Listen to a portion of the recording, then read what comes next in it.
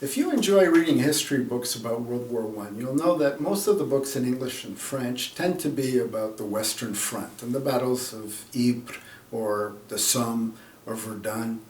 However, if you're looking for some books about what it was like to do battle on some of the other fronts in Europe during World War I, you might find this book of interest. My grandfather, Stanisław Kawczak, was a Polish officer in the Austrian army who wrote his memoirs called Miknące Echa in Poland in 1936. The book is considered in Polish anthologies as among the best of the war memoirs. It was banned by the communists after World War II and reprinted in 1991. Again, Miknące Echa with the subtitle Wspomnienia z wojny, Memoirs of the War, 1914 to 1920.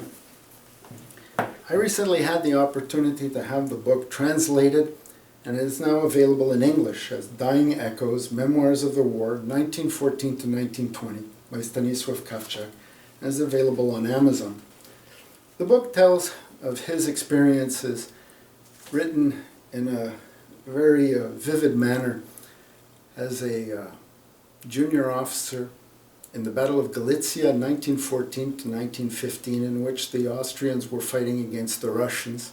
And he describes various, episodes of endless marching, followed by firefights, battles, including cavalry charges and fighting with bayonets.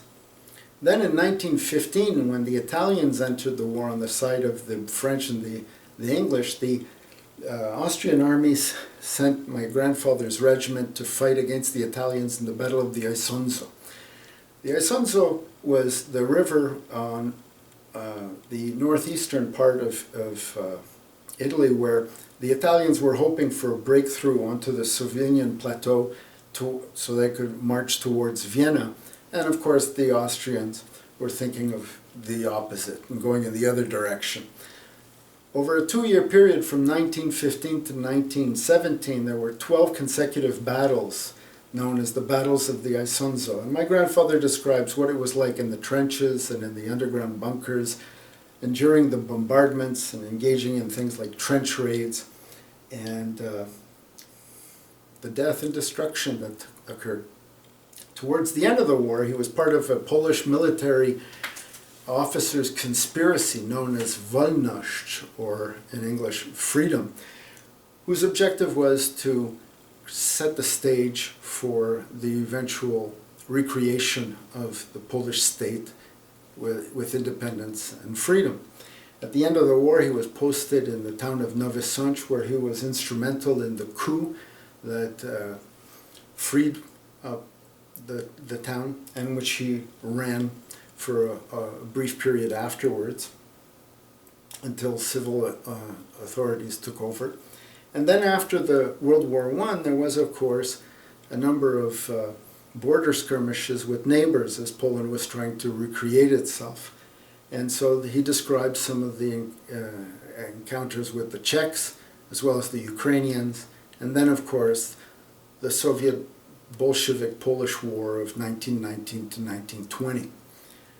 Reading about the book, throughout it is not only discussion of the life in the trenches of the soldier and his experiences surrounded by death and destruction, but also much of the debates and political discussions with fellow officers and other members of the Austrian army who were often of different ethnic groups.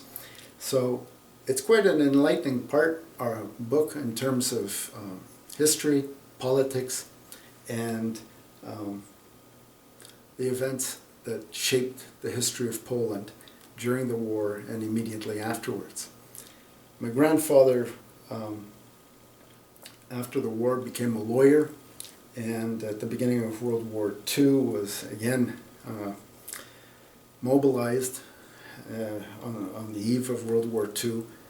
When the Soviets invaded Poland, he was captured, and along with thousands of other officers was murdered at the Katyn Forest massacre in April of 1940. So this book is now available on Amazon, and anybody who's interested in Polish history and World War I should find it of interest. Thank you.